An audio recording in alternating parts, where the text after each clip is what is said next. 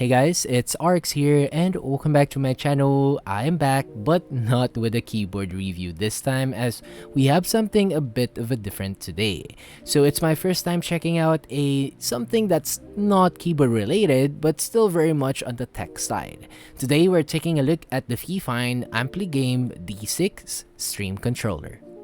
A quick disclaimer before the video starts that the D6 was sent over by Fifine for a review, but I wasn't paid to make the video, and as always, I'll be giving my honest and unbiased opinion about it. You can find all of their links on my description down below. So the Ampligame D6 stream controller, it's definitely something new for the channel, so bear with me on this one. Let's quickly go over what the product is all about, and I think by now, most of us probably know what a stream controller does, so let's start with the unboxing. So we got a compact packaging that actually has the highlights of the key features on the D6. And right on top, it also has the label for the colors. In our case, we got it on the black. It also has a white and pink versions. So opening it up, you'll find the manual, and as always, please read the manual. It makes the setup way faster. We also get a USB cable, and of course the product itself, the D6. Now out of the box, it's actually heavier than I expected, and the case feels solid, especially it is made out of ABS plastic, so I was expecting it to be light, but it has some nice heft to it. Now for the design, it actually looks like your typical stream controller, so you got the programmable buttons up front, rounded corners, and some RGB accent strips that you can see on the sides. Now the back is very minimal, no branding, just the rubber feet to keep it steady. Now for the basic features or the specs. The D6 has 15 programmable buttons, each with a small LCD icon display, so it supports per app profiles, and comes in with a dedicated software that works with OBS, Twitch, Streamlabs, and others. So officially it retails around $79, but I've seen it go anywhere between actually $45 to $80 depending on where you buy it or if it's on sale, so expect some price swings. So for those who aren't familiar, a stream controller is basically a shortcut device that gives and helps simplify your workflow. For example, whether you're streaming, gaming, and even podcasting or editing videos, it kind of lets you map different actions or macro keys to each button, like switching scenes, muting your mic, launching the apps, controlling the audio, and more, all with a single tap. Again, you can program 15 different ones. So it's very helpful if you're someone who wants to streamline their setup and avoid constantly clicking around your mouse or keyboard, especially during live stream or multitasking moments.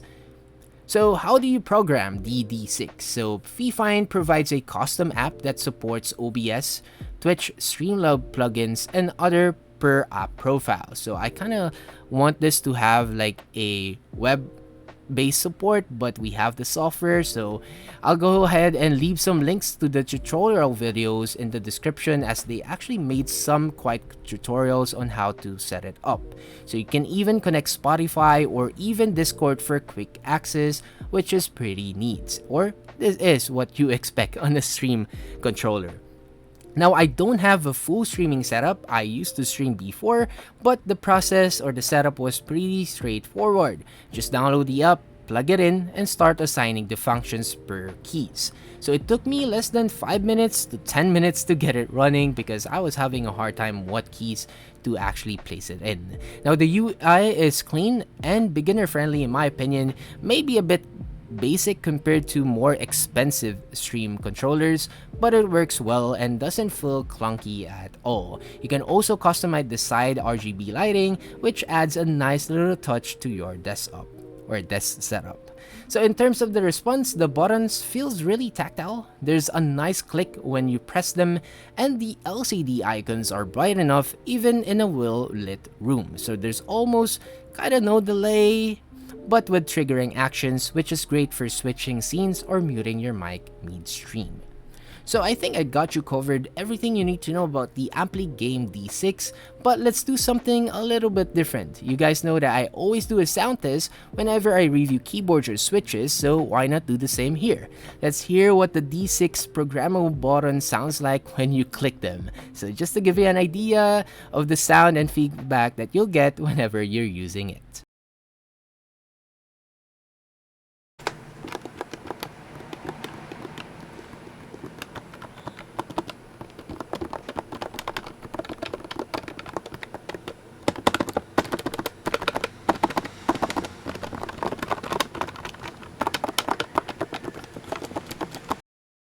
And that was a sound test on the D6 Stream controller. Definitely has that tactile or clicky sound to it, but I think you wouldn't really hear it when using it on stream or podcasts.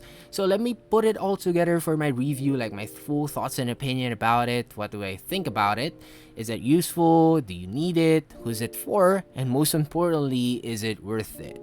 So first one, is it useful? I think yes, because the pad gives you like 15 fully programmable LCD buttons, so the per app profile, the drag and drop software, and the integration with streaming tools like the OBS and Streamlabs and some others. Now, other reviewers or some of the people pointed out that it can actually help with your productivity when switching scenes, launching apps or macros, and I can actually see that on a day-to-day use.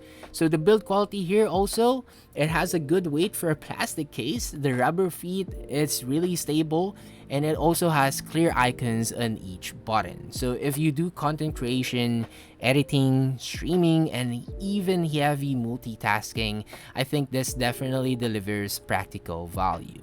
So next up is, do you need it? That's where the nuance kicks in. If you're someone who already lives and breathes streaming, scene switching, and macro heavy workflows, then yeah, a device like this is going to feel great. But if you mostly do casual computing, web browsing, light editing, and never switch scenes or hit macros mid-content, then I might feel that this might be overkill. Honestly, I think it will make your switching easier, but you also need to get used to it. Invest time in setting it up, and of course, training yourself instead of clicking your mouse or using your keyboard. So you may want to ask yourself, will you use those 15 keys meaningfully, or will it sit unused most of the time? So is it worth it? The last question. In my opinion, yes, for some people, as the price point is again $79 on Fifine website.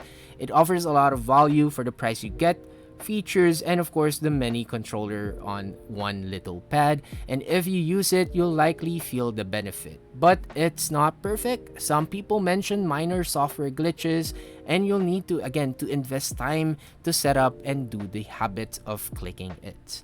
So if you find a good sale, I would say the value becomes even stronger in my opinion.